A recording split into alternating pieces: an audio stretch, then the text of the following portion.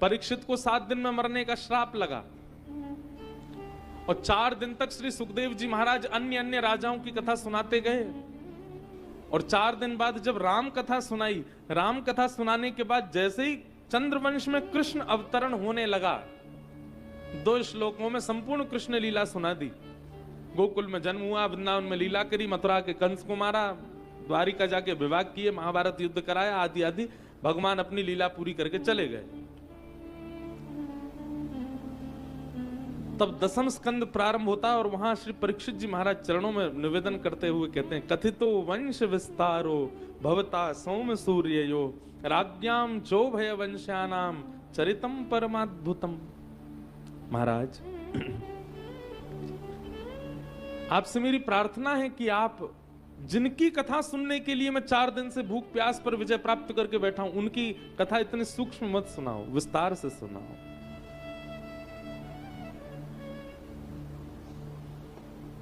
तब परीक्षित महाराज को इस भाव को देख करके सुखदेव जी कहते हैं, तुम्हें भूख नहीं लगती, तुम्हें प्यास नहीं लगती, तुम्हें सोना नहीं है, 4 दिन से बैठे हो।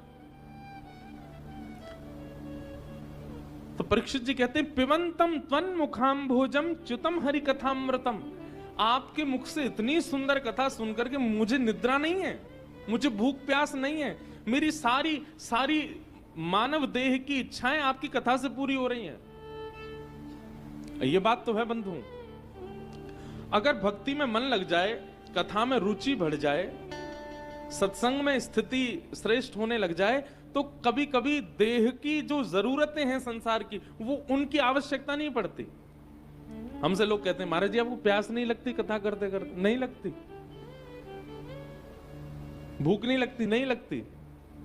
पैरों में दर्द नहीं होता? बिल्कुल नहीं होता। कमर अकड़ती नहीं? कभी कुछ नहीं होता। अब कई लोग इसको सोचेंगे ये अभ्यास है इनका। नहीं, हमारे आगे से माइक हटा दो, कथा हटा दो, उसके बाद देखो कमर दर्द भी है जाएगा, पैरन में दर्द भी है लगेगा, भूख भी लगेगी, प्यास। कथा में जब रुचि बढ़ती है तो देह की जितनी जरूरतें हैं सब सत्संग पूरा कर देता है, फिर इच्छा नहीं होती उसकी।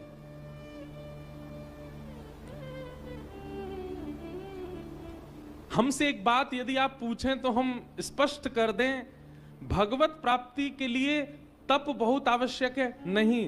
भगवत प्राप्ति के लिए व्रत बहुत जरूरी है? नहीं। भगवत प्राप्ति के लिए नाम जप, संध्या वंदन, त्रिकाल संध्या, बहुत शुद्ध अवस्था, ये सब बहुत आवश्यक है? बिल्कुल नहीं। भगवत प्राप्ति के लिए तीर्थों में भ्रमण करना बहुत जरूरी है? बिल्कुल भी नहीं। भगवत प्राप्ति के लिए फिर आवश्यक क्या है? भगवत प्राप्ति के लिए एक वस्तु आवश्यक है और उस वस्तु का नाम है उत्सुकता। उत्सुकता मतलब किसी वस्तु को प्राप्त करने के लिए आप बहुत उत्साहित हैं। उत्साह, उत्सुकता, ये सबसे ज्यादा आवश्यक है। और क्षमा कीजिए, उत्सुकता, उत्साह आपके जीवन में नहीं है, बाकी सब कुछ है, भगवत प्राप्ति नहीं हो पाएगी।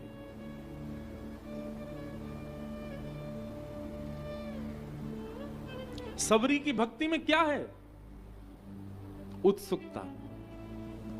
गुरुदेव कहकर के गए कि तुम्हारे यहां राम जी आएंगे। वर्षों निकल गए, 1 आध 2 4 वर्ष की बात नहीं थी, सैकड़ों वर्ष निकल गए, हजारों वर्ष के आसपास हो गया। सबरी रोज उस रास्ते को बुहारती है जहां से राम जी आएंगे। क्यों? उत्सुकता। सबरी की भक्ति में नियम नहीं है, सबरी की भक्ति में व्रत नहीं है, सबरी की भक्ति में यज्ञ नहीं है, केवल उत्सुकता। भाई इंस्टाग्राम वाली ने रिप्लाई नहीं किया ना, टेंशन मत ले, ज़ूपी वाली जरूर करेगी। एक बार ट्राई करके तो देख भाई, इतनी सारी लड़कियां हैं यहाँ। भैया एक बात सुनना, आपने सब्जी बनाई, उसमें टमाटर डाल दिए, उसमें खटाई डाल दी, उसमें हल्दी डाल दी, मिर्च मसाले डाल दिए, काली मिर्च भी डाल दी, लौंग भी डाल दी, इलायची भी डाल दी, और जो जो उसको सुंदर बनाने के लिए सामग्री डालनी थी, दही डाल दी, सब कुछ डाल दिया, नमक नहीं डाला। चाहे उसमें कितने बहुव्यंजन डाले हो, कितने भी मसाले महंगे वाले सुगंधित डाले हो, लेकिन नमक ना डाला हो, सब्जी किसी काम की नहीं हो सकती। लेकिन आपके पास में बहुत व्यवस्था नहीं थी, आपने केवल उबलते पानी में सब्जी डाल दी उबाल करके, और उसमें केवल नमक डाल दिया, और नमक डाल करके उसको मीड़ करके थोड़ी चटनी से बना के दे दी, उससे भी पेट भर जाएगा। ठीक वैसे ही भक्ति में अन्य अन्य क्रिया, कई लोगों को मैंने देखा व्रत पर बहुत ध्यान रखेंगे कि हमारे व्रत टूटे ना। कई लोगों को देखा वो अपने नियम, सुबह 4 बजे उठना, गंगा जी में गोता मारना, महादेव पर अभिषेक करना और गौशाला जाके पूजा करना आदि सब नियमों का पालन बहुत अच्छा, पर उत्सुकता नहीं है, उत्साह नहीं है भगवत प्राप्ति का। भक्तिहीन नर सोहि कैसे, लवण बिना बहु व्यंजन जैसे। बिना नमक के जैसे बहु व्यंजन अच्छे नहीं लगते, ऐसी बिना उत्साह के आपका भजन, आपका नियम, आपका क्रम भगवत प्राप्ति नहीं कराएगा। किसी भी भक्त का नाम बोलिए, मैं सिद्ध करके दिखा दूंगा कि उसकी भक्ति में उत्साह था, इसीलिए भगवान मिले। जिसके चित्त में उत्साह नहीं है, बाकी सब कुछ है, भगवत प्राप्ति नहीं हो पाएगी। एक बहुत सुंदर पद है, मुझे बहुत अच्छा लगता है, हमारे ब्रज का पद है। पलकन सोमग झारू मेरे, पलकन सोमग झारू मेरे। आप लोग सब समझ रहे हैं ना? अपने पलकों से उस रास्ते को झारूं।